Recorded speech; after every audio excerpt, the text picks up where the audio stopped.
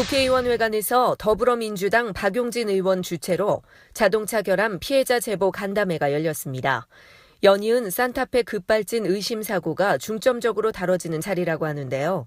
오늘의 관심사는 브레이크를 밟지 않아 발생했다는 급발진 의심 사고의 공통점을 정확하게 분석 해결할 수 있는 방법론을 찾자는 데 있습니다. 박용진 의원은 사례 발표에 앞서 오늘 이 자리는 자동차 제조사에게 망신을 주거나 피해를 주기 위한 자리가 아닌 국민에게 편익을 제공하는 유익한 자동차 기업 이념을 찾자는 의미를 전제했습니다. 사례 발표에는 자동차 결함 의심 사고 피해자들이 참석, 사고 당시의 상황과 자동차 제조사의 미진한 대응 등을 직접 발표했는데요. 이 자리에는 국토교통부 및 교통안전공단, 한국소비자원, 자동차 제조사 관계자들도 자리해 피해 사례를 함께 청취했습니다. 일반적 결함에서는 라세티 프리미어 트랜스미션과 벤츠 DPF를 비롯한 화물차 녹발생과 엔진 부조 현상을 제보했습니다. 급발진 의심 사고 분야에서는 부산 산타페 사고 유가족 최성민 씨와 대구 팔공산 갓바위 산타페 사고 피해자 권혁윤 씨, 카렌스 급발진 피해자 최재규 씨를 비롯 현대기아차 결함 공익 제보자가 참석한 가운데 울분을 토로했습니다. 한마디로 현대차 SUV 산타페 급발진 의심 사고가 쟁점 핵심이 되는 압도적 분위기였는데요. 지난해 8월 2일 부산 감만동 산타페 급발진 추정 사고와 지난달 팔공산 사고, 1월 1일 갓바위 해맞이길에 발생된 산타페 급발진 추정 사고가 도마에 올랐습니다. 당시 많은 국민들이 급발진 사고 개연성이 높다고 보는 이 사건, 과연 정부가 어떻게 처리할까에 관심과 기대가 모아졌기 때문입니다. 더욱이 국립과학수사연구원이 정밀 감정에 나선다고 기대가 컸지만 유가족인 최성민 씨의 말은 달랐습니다. 차량 결함 발견 못함과 운전자 과실만이 존재하는 사건은 정부의 검증 인력과 장비, 기술력 부족에 더해 해결 의지도 결여됐다는 박용진 의원께 자세한 말씀 들어봤습니다.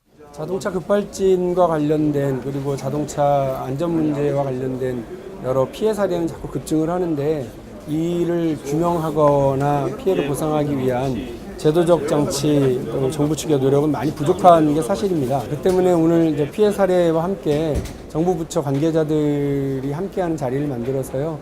적어도 피해자들의 이런 이야기가 단순히 개인의 실수 정도로 묻히는 것이 아니라 왜 자꾸 이런 일이 발생하는지 그리고 제도적인 어떤 보완 장치는 필요하지 않은지를 미리 확인하기 위한 자리입니다. 3월 달에 입법 제안을 통해서 오늘 제출된 이런 피해 사례들이 반복되지 않도록 제조사의 책임, 그리고 정부의 책임을 보다 분명히 하는 입법 과제를 만들어 나가기 위한 노력도 함께 하겠습니다. 피해자와 유가족이 당시 상황과 자동차 제조사 대응 등에 대한 진술에서 가족과 피서를 가던 중 차량 속도가 갑자기 급상승하면서 도로에 주차된 트레일러를 받고 일가족 4명이 숨진 의심 사고가 가장 큰 피해를 불렀습니다.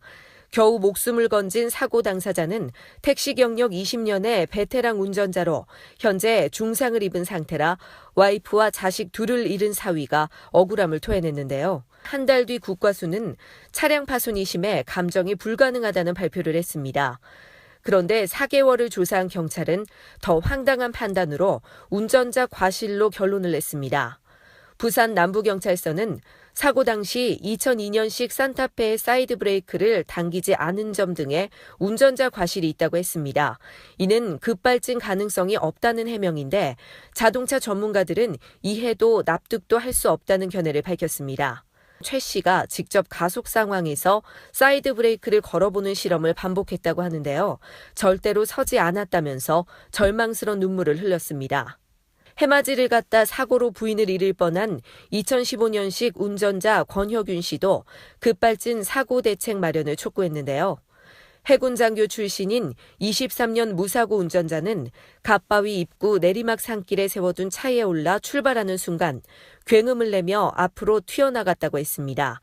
긴박함에 브레이크를 수차례 밟아도 듣지 않자 사이드 브레이크에 풋브레이크까지 왼발로 같이 밟았지만 차는 엄청난 속도로 달려나갔다고 주장했습니다. 약 80m를 달려가 길가에 세워둔 승용차 3대를 연이어 받고 계곡 쪽 소나무를 들이받은 뒤 멈춘 사고였습니다. 와이프의 갈비뼈를 골절시킨 충격에 당한 승용차 세대도 폐차된 대형 사고에서 7개의 에어백은 하나도 터지지 않은 것으로 확인됐다고 합니다. 이에 현대차는 차량 센서 충돌각이 맞지 않아 에어백이 터지지 않았다는 주장을 폈습니다. 박용진 의원은 국가기관이 소비자 목소리에 귀를 기울여야 한다. 장비가 없고 인력이 없어서 차량 결함 조사를 자동차 회사에 의존하는 현 상황이 개탄스럽다며 세월호 참사와 가습기 살균제 사고 등이 모두 국가기관의 관리 감독 소홀에서 일어났다는 것을 상기할 필요가 있다고 강조했습니다. 발표된 피해 사례와 공익 제보를 근거로 다음 달 자동차 결함 관련법 개정을 위한 공청회를 연다고 했습니다. 급발진 의심 사고를 비롯한 자동차 결함 관련 피해, 이제는 운전자가 아닌 전문 기업이 앞장서 밝혀야 합니다. 은폐와 책임 전가 의혹보다는 떳떳하게 시정해서 소비자들에게 신뢰를 쌓는 길만이 한국 자동차 산업 발전의 원동력이 될 것입니다. 교통뉴스 손영주입니다.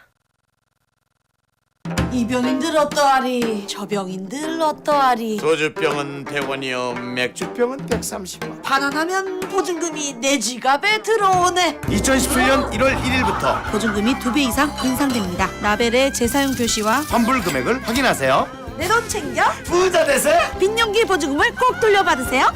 빈년기 보증금 당연한 권리이자 당신의 돈입니다. 환경부와 한국순환자원 유통지원센터가 함께합니다.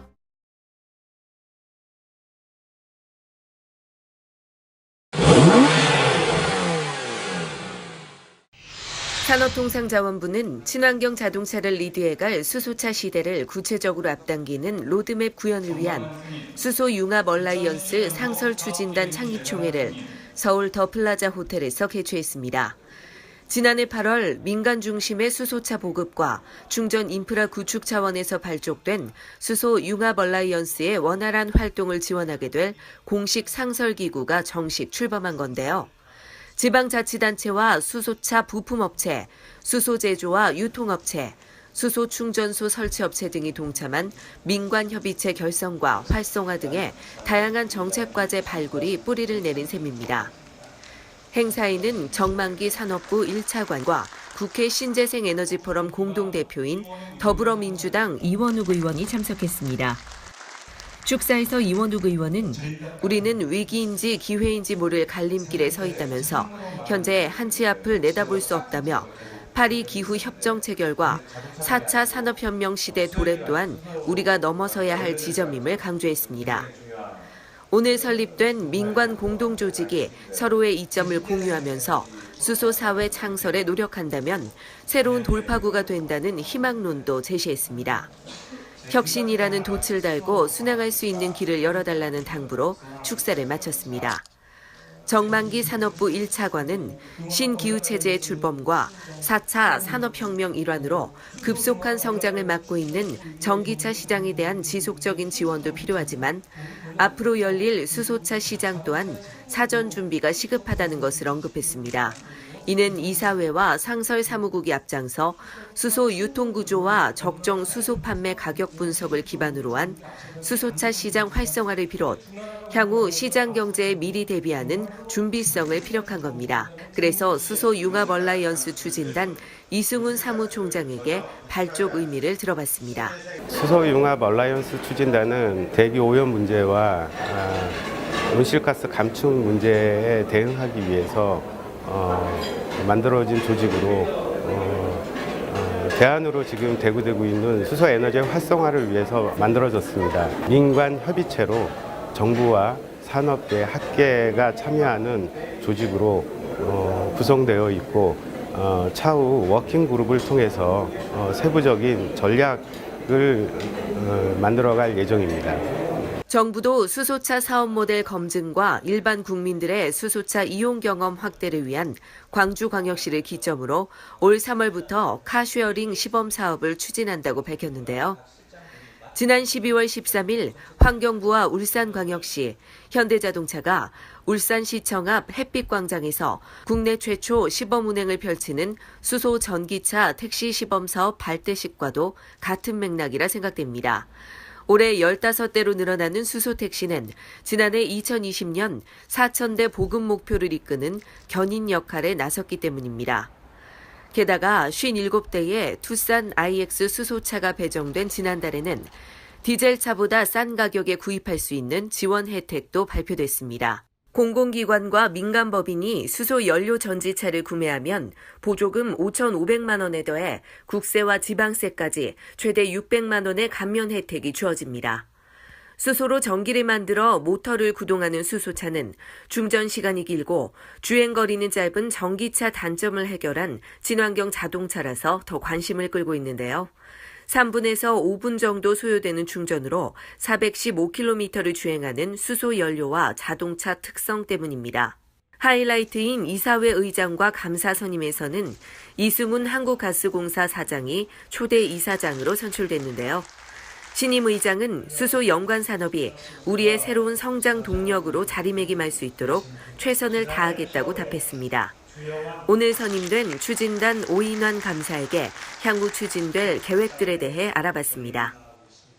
수소 전기차를 보급을 활성화하기 위해서 그거에 대한 이제 제도도 개선하고 그다음에 그 기술도 더 좀 발전시키고 그다음에 특히 이제 그 전기 자동차 전기 자동차 비교해서 수소 전기차의 그 장점도 더 부각하고 특히 이제 충전소가 문제인데 그 충전소를 또 보급하는 그런 사업 그런 계획을 갖고 있습니다. 상승 기류에 올라탄 현대자동차는 차세대 수소 승용차와 수소버스 보급 확산 차원에서 평창올림픽 기간 내 시범 운영에 들어가지만 사실상 일본이 1998년 수소차 개발에 착수한 현대차를 제친 지는 오래입니다. 일본이 먼저 민관 로드맵을 구축했고 충전 인프라와 보급도 월등히 앞서다 보니 결과적으로 차만 개발해 놓은 셈이 된 건데요.